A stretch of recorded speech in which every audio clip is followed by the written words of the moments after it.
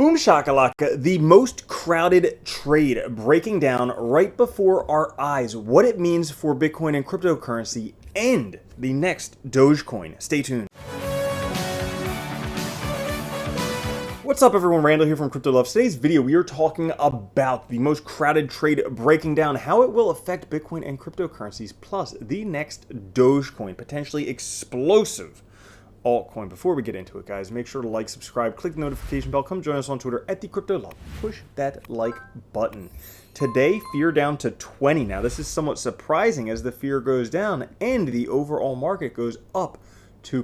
Bitcoin at 16,704, Ethereum at 1211, BNB at 298, XRP 38 cents, Dogecoin 8 cents, Cardano 31 cents, and Polygon 87 cents. And Bitcoin right now sitting in this descending wedge right here. Generally, these are bullish patterns. We'll have to see if this price floor holds. Right now about $15,300. We also have the 20-day moving average roughly at $17,500 as resistance, encountering if the price goes up.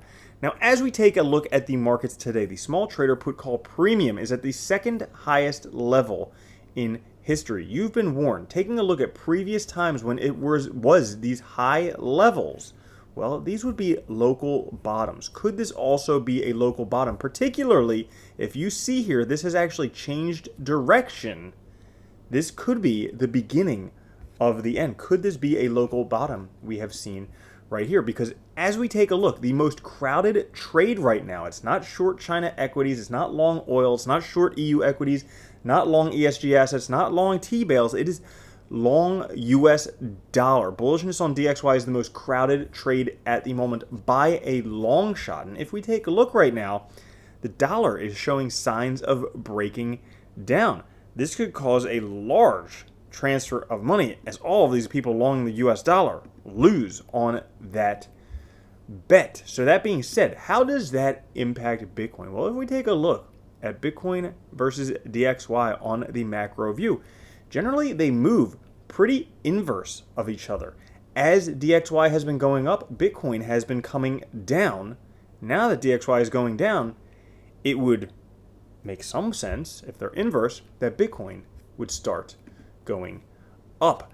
But that being said, saying goodbye to the previous all-time high can be like a divorce. Feels like it's going on forever. People are like, when is the pain going to end? I thought the pi cycle bottom back in like July or something, that was going to be the end. Now we have lower lows. What is going on with the price? And it is painful. But if we take a look at the Williams percent range, we are down in bottoming territory. Now, it can't predict the exact bottom. And maybe there's extenuating circumstances, and maybe this is the most expected recession in the history of time, and maybe everybody's right this time that everything is going down. But then again, maybe they're not. There's really no way to tell. If we take a look at the Bitcoin MACD, currently the same situation as the 2015 bottom right here. The inverted end log MACD moves above the zero line that we see right down here. When Bitcoin falls into the support zone, that's created by the upper week of the monthly candle in the previous cycle top, massive bull run has followed. We've set up the same setup that was seen here in 2015 before this massive bull run. You can see the wick fell down into this previous support area. Same thing happened here. Wick fell down in the previous support area, and we have the MACD inverted log, potentially massive bull run to follow. We have Bitcoin repeating itself with a expanding triangle pattern.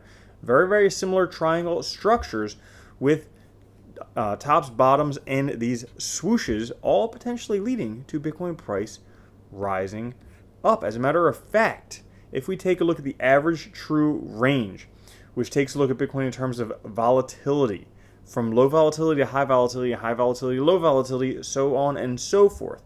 Basically, when we have the ATR falling back to top A levels, we had one cycle here, we have one larger cycle right here. So we had a top off of it there, and then a run, a top, and then a giant second run. Well, we had the top, a run, another top, and then potentially a giant second run if Bitcoin's to repeat itself, because it has left the Rodel ratio. Every time in Bitcoin's history when the Rodel ratio left the green zone, which it's done down here, The bull market started and the bottom was in. The Rodel ratio has left the green zone again, but Bitcoin's making new lows. Manipulation? Maybe.